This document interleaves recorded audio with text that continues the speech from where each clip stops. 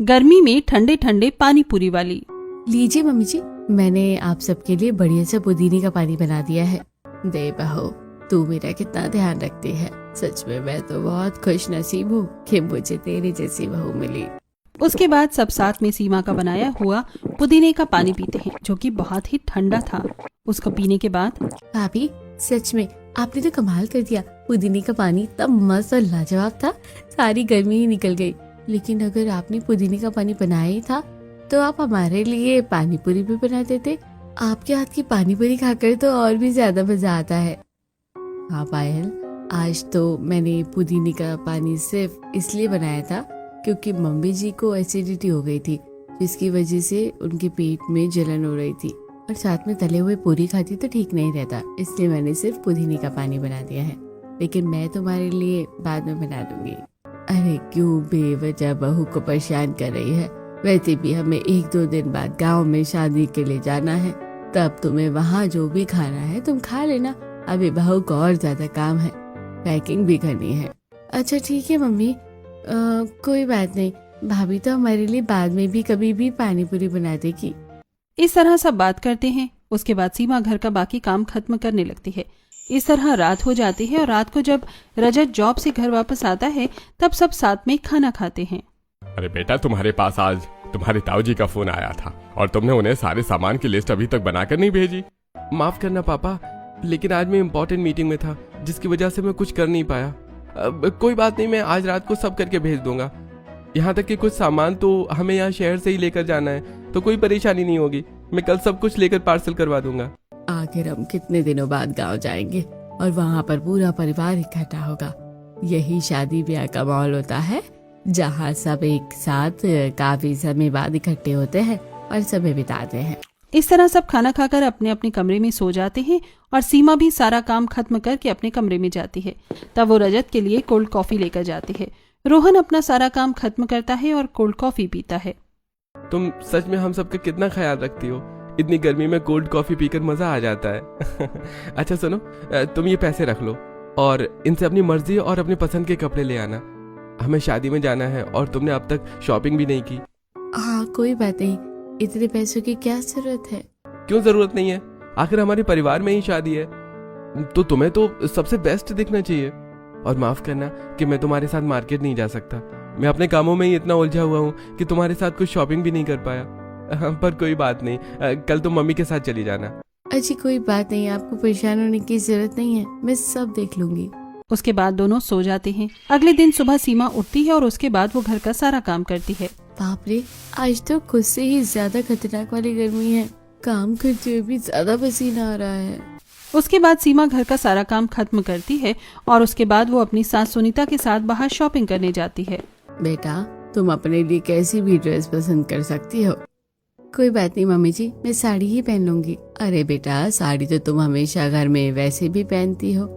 ये तो हमारे घर परिवार की शादी है, तो तुम्हें तो सबसे अलग और ज्यादा अच्छा दिखना चाहिए। अब तुम अपने लिए कोई भी शरारा वाला सूट या फिर गाउन भी पसंद कर सकती हो।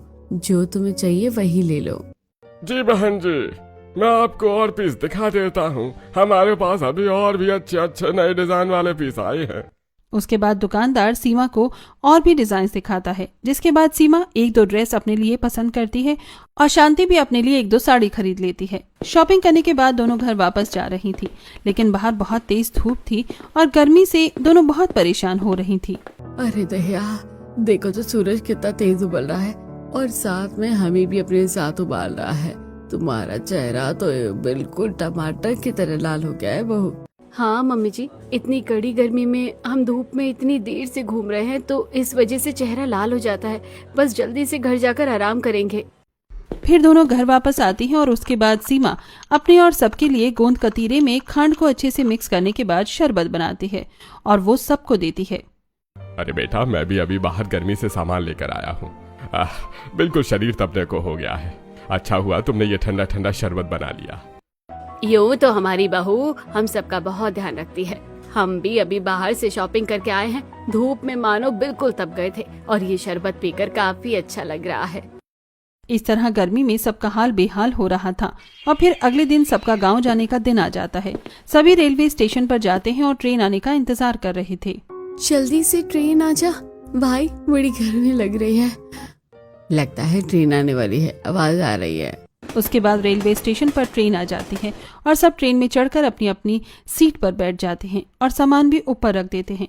उसके बाद ट्रेन चलने लगती है और सब साइड से गुजरते हुए पेड़ पौधों और खेत खलियानों को देखते हुए कहते हैं, हम कितने समय बाद आज ट्रेन में बैठे हैं, कभी बचपन में जाया करते थे। सच में मुझे भी बहुत खुशी हो रही है कि हम इतने समय बाद अपने गांव जा रहे हैं। वहाँ पर जाकर सबसे मिलना जुलना होगा और अपनी पुरानी यादें ताज़ा होंगी। इस तरह सब गांव जाने के लिए बहुत ज्यादा एक्साइटेड थे और वहीं पर रजत रेल के अंदर जो भेलपुरी बेचने वाला आया था उससे सबके लिए वो भेलपुरी खरीद कर सबको खाने के लिए दे देता है। मुझे हमेशा से ही ट्रेन की भेलपूरी बहुत ही स्वादिष्ट लगती है। हाँ, ये काफ़ी स्वादिष्ट होती है। इस तरह सब बात करते हुए और सफर का मजा लेते हुए साथ में खाते पीते गांव में पहुंच जाते हैं और वहां से उसके बाद वो ओपन ऑटो लेते हैं। ये ऑटो आज भी गांव में चलते हैं, चलो इन्हीं में चलते हैं। उसके बाद सब ऑटो में बैठ जाते हैं और पीछे पायल बैठी हुई थी। वो जाते हुए सब जगह की पिक्चर्स क्लिक कर रही थी और वीडियोस बना रही थी। मैं तो सबको स्नैप भेजूंगी। यहाँ की ताजी हवा कितनी अच्छी है, कितनी ठंडी ठंडी हवा लग रही है। ये तो सच है कि गांव में इतने सारे पेड़ पौधे होते हैं जिसकी वजह से शहर और गांव की गर्मी में काफी फर्क होता है। यहाँ गांव में आने के बाद गर्मी का एहसास जरा कम हो रहा है। इस तरह सब अपने गांव वाले बड़े से घर में पहुंच जाते हैं जहां पर सामने एक बहुत बड़ा आंगन है और पीछे बहुत सारे कमरे बने हुए हैं। सब वहां पर उनका स्वागत करते हैं और सामान रखने के बाद सीमा वहां भी सबके लिए काम करने में लग जाती है। अरे सीमा बेटा, तू अभी तो बाहर से आई है, थोड़ी देर जरा आराम से बैठ जा। कोई बात नहीं ताई जी, शादी का घर है, यहाँ पर तो कितना सारा काम होगा, यहाँ हम बैठने थोड़ी ना आए हैं। लेकिन बहू, अभी तू पेट से है तो इतना काम करना ठीक नहीं होगा। अभी तो ताई जी दूसरा महीना है तो मैं कोई हैवी काम नहीं करूँगी, लेकिन छोटा मोटा तो हेल्प कर सकती हूँ। इतना कहकर सीमा घर के कामों में लग जाती है और शांति मुस्कुराते हुए सुनीता से कहती है, सच में मानना पड़ेगा सुनीता, तू तो धन्य है कि तुझे ऐसी काम करने वाली बहू मिली है, वरना आजकल कहाँ लड़कियां इतना काम करके खुश रहती हैं। बिल्कुल जीजी, मेरी बहू सच में बहुत ध्यान रखती है। उसके बाद शादी वाले घर में हर कोई इधर से उधर घर के कामों में ही लगा हुआ था। कोई घर को सजाने में लगा हुआ था तो कोई घर की साफ सफाई कर रहा था, तो कोई घर का सारा सामान इधर से उधर रखा जा रहा था, तो कोई सामान खरीद कर ला रहा था। हर कोई यूं ही घर के सब काम कर रहा था। घर में मेहमान आ रहे थे तो उनके लिए भी चाय नाश्ता बन रहा था। यूं ही करते करते पूरा दिन बीत जाता है और रात को सभी बैठकर गीत गाते हैं। चलो जी, गीत भी गा लिए हैं, अब थोड़ी देर हम ढोलक बजाते हैं, जिसको भी नाचना है सब नाच सकते हैं। ढोलक की ताल बजाई जाती है। भाभी, मुझे तो सच में बहुत अच्छा लग रहा है। हाँ तो नाचो, मैं भी आज बहुत दिनों बाद डांस कर रही हूँ। इस तरह सब डांस करते हैं और सब थक कर सो जाते हैं। अगले दिन जब हल्दी का फंक्शन था तब घर में और कुछ मेहमान आते हैं, जिनमें से एक थी नेहा और दूसरी थी पलक। उन दोनों की सास भी सुनीता और शांति के साथ बैठी थी। आप दोनों कल क्यों नहीं आए थे? अरे तुझे तो पता ही है कि हमारी बहू नौकरी करती है, अब उसे इतने दिन की छुट्टी थोड़ी मिल सकती है। अब मेरी बहू कोई ऐसी वैसी नौकरी थोड़ी करती है, डॉक्टर है डॉक्टर, और डॉक्टर को कहाँ छुट्टी मिलती है। सही बात है, मेरी बहू भी टीचर है, अब तो मेरी बहू की भी सैलरी बढ़ गई है। मेरी बहू भी जॉब करती है, उसे कहाँ इतना टाइम मिलता है कि छुट्टी करके आ सके।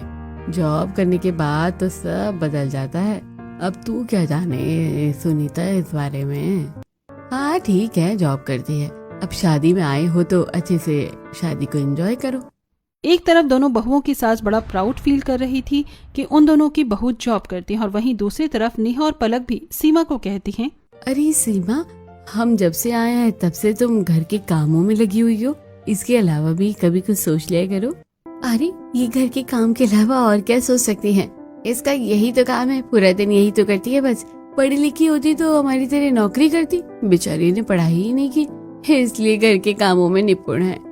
सच में सीमा, तुमने बहुत बड़ा मौका गंवा दिया नौकरी करके मजा लेने का। जो मजा नौकरी करने और खुद के पैसे कमाने में है, वो मजा और कहीं नहीं है। ऐसा जरूरी तो नहीं है दीदी, मैं घर पर काम करती हूँ, मुझे उसमें बहुत अच्छा लगता है। सबका ध्यान रखना और घर के काम करना, सबके लिए अलग अलग खाना बनाना बहुत अच्छा लगता है। सीमा की इस बात पर दोनों जोर जोर से हंसने लगती हैं। तुम तो ऐसा कहोगी क्योंकि तुम्हें घर के काम के अलावा और कुछ आता है थोड़ी ना है, और तुमने इसके अलावा और कुछ कभी सोचा थोड़ी है। बिल्कुल, तुम्हारी नस नस में और तुम्हारे दिमाग में बस घर का एक ही काम बस गया है। मैं सब जानती हूँ कि ये तो तुम्हारा सिर्फ बहाना है। तुम्हें पति के पैसों पर ऐशो आराम करने का मौका मिल गया है। अगर तुम पढ़ी लिखी होती तो अपने आप नौकरी करती तो कम से कम पति का भी तो हाथ बटा पाती। अब पढ़ाई की ही नहीं है तो नौकरी कहाँ से मिल जाएगी। ये बात सुनकर सीमा को थोड़ा बुरा लगता है, लेकिन वो आगे कुछ नहीं कहती क्योंकि वो बात बढ़ाना नहीं चाहती थी। लेकिन तभी वहाँ पर घर की दो लड़की आती हैं। अरे भाभी, आप दोनों कहाँ थी? हम तो बेसब्री से आपके आने का इंतजार कर रहे थे। अच्छा, आप हमें ये बताइए कि डॉक्टर बनने के बाद आपको कैसा लगता है, और टीचर बनने के बाद आपके बच्चे तो परेशान नहीं करते? मुझे भी मेरे घर वाले कहते हैं कि आप दोनों इस तरह या तो डॉक्टर बनना या तो टीचर बनना। हाँ बेटा, बिल्कुल, तुम हमारी तरह डॉक्टर या टीचर बनना, इसलिए तुम अच्छे से पढ़ाई पर ध्यान लगाना। अगर पढ़ाई नहीं करोगे तो वही घर के कामों में फंस जाओगी, और तो और अगर नौकरी करूंगी तो कल को पति की भी कमाई में उसका साथ दे सकती हूँ। आजकल इतनी महंगाई हो रही है, किसी एक की कमाने से घर का खर्च नहीं चल पाता है। दो लोग मिलकर कमाते हैं तब भी घर के खर्चे पूरे नहीं होते हैं। बच्चों की पढ़ाई भी कितनी महंगी हो रही है। इस तरह वो ये सारी बातें इनडायरेक्ट सीमा को ही सुना रही थी और सीमा उदास होकर वहाँ से चली जाती है। इस तरह 2 दिन बीत जाते हैं और शादी वाला दिन आता है। सब शादी के लिए तैयार हो रहे थे। देखो, मैंने ये जो ड्रेस है अपने पैसे से खरीदी है। हाँ, ये तो बहुत ही सुंदर है। मैंने भी सब कुछ अपने पैसों से ही खरीदा है। और सीमा, तुमने तो जरूर अपने पति के पैसों से ही खरीदा होगा। हाँ बिल्कुल, मुझे कपड़े उन्होंने ही दिलवाए हैं। क्या मजा आता है पति के पैसों पर ऐश करने में। अरे खुद के पैसे कमा कर तो देखो, जो खुद के ऊपर खर्च करने में मजा आता है ना, वो और कहीं नहीं आ सकता। तो मैं भी अपने पति के ही पैसे खर्च कर रही हूँ और किसी के नहीं। हाँ बिल्कुल, इतनी महंगाई में तुम्हारा पति बेचारा अकेला कमाकर परेशान हो जाएगा और तुम बस उसके पैसे को खर्च करती रहना। अब ये बात सुनकर सीमा को और भी ज्यादा बुरा लगता है और ये बात उसके दिल में लग जाती है। इस तरह शादी हो जाती है और शादी के बाद जब बाकी सारे मेहमान चले जाते हैं और घर के कुछ खास सदस्य जॉइंट फैमिली वाले मेंबर ही रह जाते हैं। बेटा, यहाँ पर हमने गोलगप्पे बनवाए थे लेकिन बिल्कुल भी स्वाद नहीं लग रहे। बहू ने पहले रसोई करके हमें खाना तो खिला दिया, लेकिन मैं सोच रही थी कि तुम ही कुछ अच्छा बना देती। तो बेटा, तुम बहुत अच्छी पानी पूरी बनाती हो तो तुम बना दोगी? जी बिल्कुल ताई जी, इसमें पूछने वाली कौन सी बात है।